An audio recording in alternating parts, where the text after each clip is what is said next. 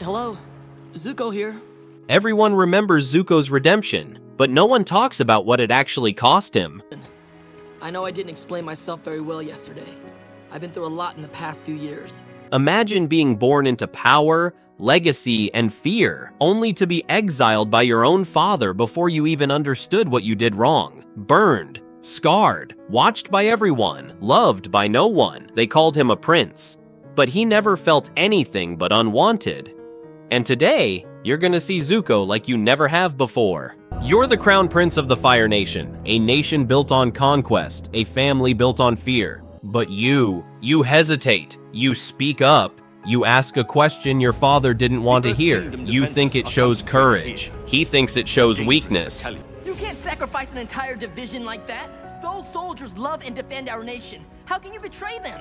And so, at just 13 years old, he drags you into an arena and demands that you fight him. Not an enemy, not a traitor, your own father. You refuse, you beg, you don't even raise a fist. Please, Father. I only had the Fire Nation's best interest at heart. I'm sorry I spoke out of turn. You will fight for your honor. I meant you no disrespect. I am your loyal son. Rise and fight, Prince Zuko. I won't fight you. You will learn respect, and suffering will be your teacher.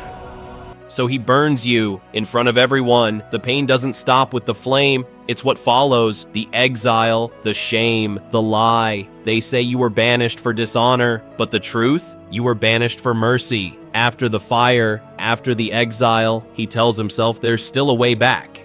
He just has to do one thing: capture the Avatar, complete the impossible. And maybe then, just maybe, his father will look at him like a son again. So he sails across the world, chasing a ghost, not for glory, not for victory, but for the right to come home. And every step of the way, the world reminds him he doesn't belong. To the Earth Kingdom, he's a fire-bending freak. To the Fire Nation, he's a disgrace. To his own crew, he's a joke with a scar and a temper. The way you talk to everyone around here, from your hardworking crew to your esteemed uncle, shows you know nothing about respect. You don't care about anyone but yourself.